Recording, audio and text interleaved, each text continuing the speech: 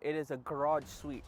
So people call it an ADU, additional dwelling unit, in 4,500 square feet lot. You need electricity, you need gas, and you need water, and you need storm drainage system. So we got to make sure the zoning is right. It costs roughly around $200,000. Cash flow is king. It's your boy Halfless here. Welcome back to another video. So this time it's very different and very unique because we are going to show you what we're doing here. It is a garage suite. So people call it an ADU, additional dwelling unit in Ontario. Here we call it a garage suite or a garden suite. So basically this is, we're in a community of Marlborough here, the northeast side of Calgary. This is about 4,500 square feet lot. Traditional lot here are 6,000 square feet. This is slightly smaller, but still, we do have a bi-level house. If you can see, this is an original old house built in 1970s. And this used to be where the green space backyard / the garage used to be.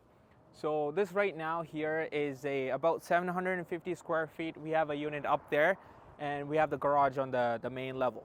I'm going to be talking about the timelines, the permits, and the cost involved. Now, first things first, you guys, the zoning. So we got to make sure the zoning is right. So if you have a property here in Calgary, if it's zoned RCG, R2, RC2, meaning you can put 2 dwelling units on one piece of land.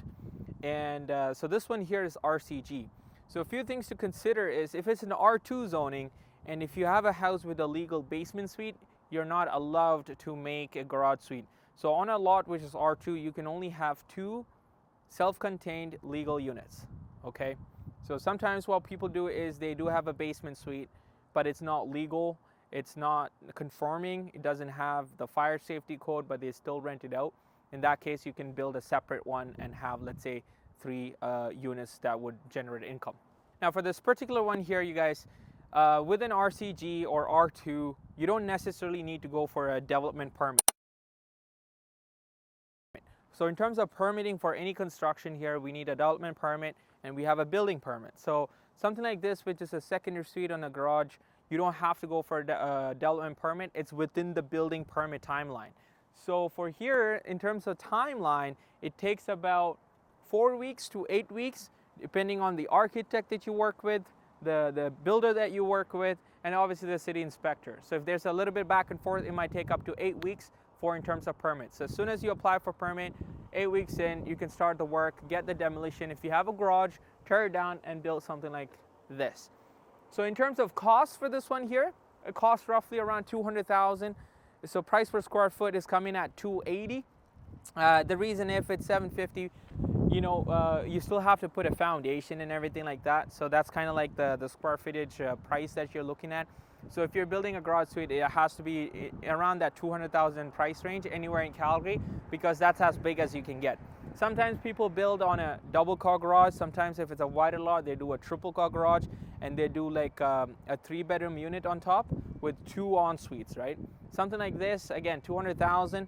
If you can rent it for a combined cost of $2,000, it hits the 1% rule, which makes a good cash flow. So the way the people finance these things, if you have a home, if you have decent equity in it, you can get a HELOC, home equity line of credit, and use that towards it. Or you can get a second mortgage on the house itself and use that capital to build it, because this is going to give you more rental income, going to increase the value of the property for a future sale, and gives you more cash flow. That's all what we're looking for. Cash flow is king. So a lot of people would have this question, how does a utility tie-in work? So you need electricity, you need gas, and you need water, and you need storm drainage system. You need all these 4 things. So are you getting all these 4 brand new and tying into the city sewer lines and drainage? Are you getting a new electric pole, new gas connections?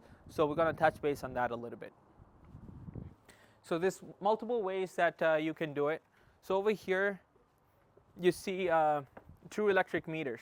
So the way that we did here is the house already has 1 electric meter. So we got a separate connection from NMAX for electricity. So electricity is separate, so we do get a separate meter for it. And for gas, so we just connect it. So if you can see, this is the gas line. It comes from the house itself. So we just split it out, so gas goes in for the heating system. And for water, same thing, we connect it back from the main line from the city itself. So for this particular property, we didn't have to upgrade the utility services for let's say the drainage and the storm water or the sewage. And the reason is it depends on how many faucets, how many pipes, how many bathrooms and everything that you have. And then if the pipe is big enough to the city, and then we can just connect right into it. So if you do need to upgrade that, that's probably going to cost you another 10, 15 grand on top. Okay, now let's go inside and check it out. So on the exterior, you guys, the material is hardy board. It's vinyl, it's hail resistant, it's fireproof, it's a composite material with a little bit of concrete cement in it. And this is exactly what you want to be using. You don't want to be cheaping out on these new builds and going for vinyl, no matter which area you go for. So as soon as you step in, you have a little bit of tiles here. I like this because if there's snow during the winter, it doesn't damage the floor as much. Let's go upstairs. We wouldn't be able to show you the main garage, so there's so much garbage in there, all the materials and such. So the builder was like, let's not take any videos there. So here, as soon as you enter, you have a kitchen, it's all quartz counters, lots of storage, lots of drawers, right? And then stainless steel sink, all white cabinets, just looks better and nice. Flooring is all vinyl, but they did go for like a wooden finish, a wooden color for it. And it's 3 bedrooms and a full bathroom, and they have their own laundry itself.